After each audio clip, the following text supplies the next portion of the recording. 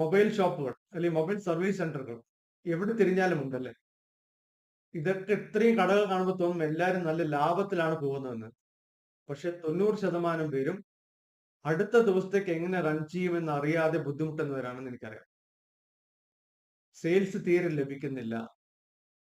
ഓൺലൈനിലൂടെയുള്ള സെയിൽസിലൂടെ പലരും ഡയറക്റ്റ് ആയിട്ട് വാങ്ങിക്കുന്നുണ്ട്. വെറുതെ പലരും കടകളിലേക്ക് വരുന്നുണ്ട്. ഫോൺ നോക്കിയിട്ട് ഓൺലൈനിലൂടെ ഓർഡർ ചെയ്യുന്നു.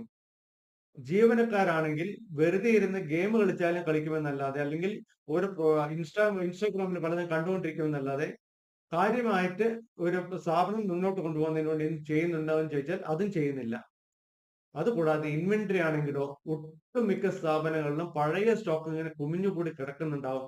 പക്ഷെ അതെല്ലാം തന്നെ നമ്മൾ പൈസ ഹോൾഡായിട്ട് അടുത്ത ഒരു പുതിയ സ്റ്റോക്ക് വരുമ്പോൾ എടുക്കാൻ പോലും വഴിയില്ലാത്ത അവസ്ഥയാണ്.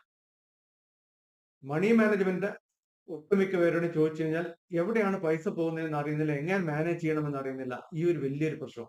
ഇത്രയും പ്രശ്നങ്ങൾക്കിടയിലൂടെയാണ് ഓരോ മൊബൈൽ ഷോപ്പുകളും ഓരോ മൊബൈൽ സർവീസ് സെന്ററുകളും കടന്നു പോകുന്നത്. അപ്പൊ അതിൽ നിന്നുള്ള ഒരു പരിഹാരം എന്നുണ്ടെങ്കിൽ തീർച്ചയായിട്ടും നിങ്ങൾ ചെയ്യേണ്ടത് ഈ വെബിനാറിൽ പങ്കെടുക്കുക എന്നുള്ളതാണ്.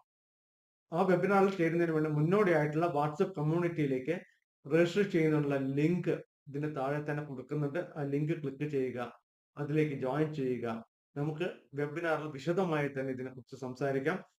ആ വെബിനാറിൽ പറയുന്ന കാര്യങ്ങൾ നിങ്ങളുടെ എല്ലാ ബിസിനസ്സിൽ ഇംപ്ലിമെന്റ് ചെയ്യുകയാണെങ്കിൽ അടുത്ത ദിവസം തൊട്ട് തന്നെ നിങ്ങളുടെ സ്ഥാപനത്തിൽ വലിയൊരു മാറ്റം ഉറപ്പായിട്ടും ഉണ്ടാവും. 100% ഉണ്ടാവും. അപ്പൊ നമുക്ക് വെബിനാറിൽ കാണാം.